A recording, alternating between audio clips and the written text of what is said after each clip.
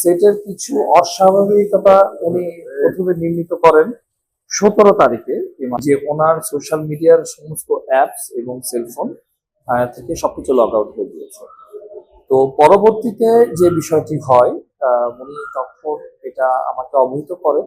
আমি আসলে জানতে পেরেছি আসলে মূলত ঈদের পরের দিন মূল বিষয়টি। তখন আমরা ওই সেট থেকে রিমোট অ্যাক্সেস টুলস এর একটা সফটওয়্যার আমরা দেখতে পেরেছি।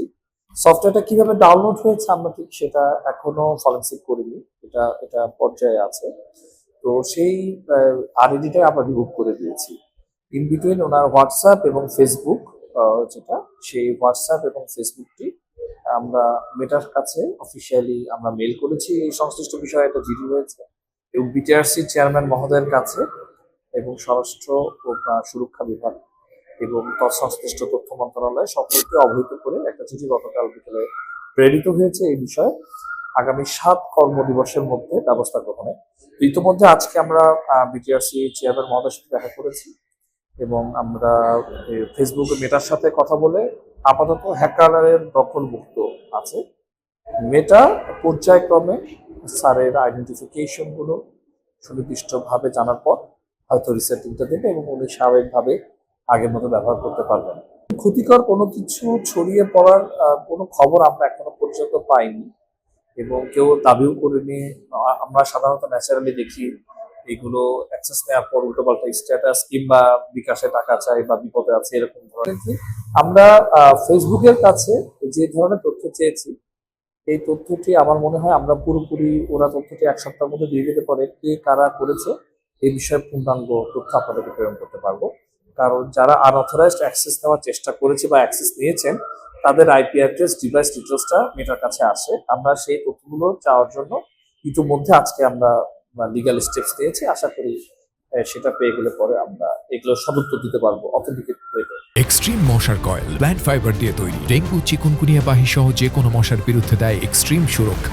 আমরা মনে করি না এটা বিচার প্রক্রিয়া বাধা সৃষ্টি করবে, তবে হ্যাঁ এটা তো একটা সাইবার আগ্রাসন ডেফিনেটলি। এবং আপনারা জানেন আমাদের ট্রাইব্যুনাল অত্যন্ত স্পর্শকাতর এবং দেশে এবং আন্তর্জাতিক অঙ্গনে এটা আমাদের রায়ের এবং আমাদের বিচার ব্যবস্থাপনা নিয়ে নানা রকম গবেষণা হচ্ছে এবং ফলো করা হচ্ছে। তো সবকিছু মিলে এটা একটা আমাদের বার্তা যে আমাদের সকলকে আসলে জাতীয় পর্যায়ে সাইবার নিরাপত্তা বিষয়টা অত্যন্ত গুরুত্বের সাথে দেখা উচিত। এবং আমরা এখনো পর্যন্ত এই সাইবার হামলা হলে পরে কিভাবে এই বিষয়গুলো ব্যবস্থাপনা করব এবং এর পরিণতি কত সুদূর প্রসারী হতে পারে এই বিষয়গুলো আসলে সরকারের উচিত এখনই এখানে কাজ করা। এবং আপনাদের একটি বিষয় বলতে চাই, আমরা বর্তমানে আমাদের আইনমন্ত্রী মহোদয়ের মাধ্যমে স্বরাষ্ট্রমন্ত্রী মহোদয় এবং পররাষ্ট্র মন্ত্রণালয়ের মাধ্যমে ইতিমধ্যে আমরা একটা উদ্যোগ গ্রহণ করেছি। আমরা ফেসবুকের সাথে এমল্যাট করার অর্থাৎ মিউচুয়াল লিগ্যাল অ্যাসিস্ট্যান্স এর ব্যাপারে আমরা ইতিমধ্যে একটা প্রক্রিয়া শুরু করে দিয়েছি। আশা করি আমরা ফেসবুকের ফেক আইডি বা হ্যাকিং সংশ্লিষ্ট বিষয়ে খুব স্বল্প সময়ে রাষ্ট্রীয় কাঠামোতে এটা সমাধান করা সম্ভব হবে। এটা শুধুমাত্র ট্রাইব্যুনালের চেয়ারম্যান নয়, আমরা যারা প্রসিকিউটর আছি এবং অন্যান্য যারা বিচারপতি স্যারেরা আছেন মহোদয় আছেন মেম্বার 1 2 আদার ট্রাইব্যুনাল আর সকলকে একটু সতর্ক হওয়া প্রয়োজন। এবং সবচেয়ে বড় যে বিষয়টি, এরকম একটি ব্যাপার যে স্যার নির্ণয় করতে পেরেছেন অনেকে কিন্তু বুঝতে পারবে না, প্যারালাল যদি শ্যাডো অ্যাডমিন থাকে, এটিও একটি গুরুত্বপূর্ণ বিষয়। তো আমাদের এই জাতীয় বিষয়ে যেটি আমরা বাস্তবতার অর্থে দেখি, আমাদের বিচার বিভাগেরও কিন্তু একটা প্রশিক্ষণের বিষয় রয়েছে। যেহেতু আমাদের সাইবার মামলাগুলোতে আমাদের বিচার ব্যবস্থাপনা এবং পুলিশ আসলে এটা হ্যান্ডেল করবে। আমরা যদি হ্যাক হয়ে আমরা পুলিশের কাছে যাব, পুলিশ কিন্তু এটা কোর্টের কাছে যাবে। তো সুতরাং এই পারস্পরিক যে বিষয়টা সেখানে আমাদের উচ্চতর আরো প্রশিক্ষণ এবং নিরাপত্তা এবং প্রতিটি দুর্ঘটনাকে আমলে এনে তদন্ত কমিটি গঠন করে তদন্ত করে এর মূল যারা দুর্বৃত্তায়নের পেছনে আছে তাদের আসল উদ্দেশ্য কি সেটা আসলে নির্ণয় করাটা খুব গুরুত্বপূর্ণ।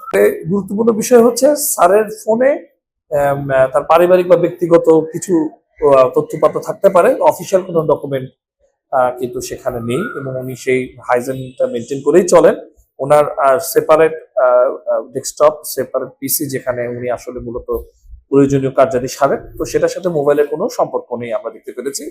হ্যাঁ, এটা একটা সাকসেসফুল অ্যাটাক হলেও তারা আসলে সফল হতে পারেনি এবং সুনির্দিষ্ট কিছু স্ট্যান্ডার্ড মেনটেন করার কারণে আসলে বড় একটি বিপদ ঘটতে পারতো, যেটা আসলে ঘটেনি বলে আমি মনে করি।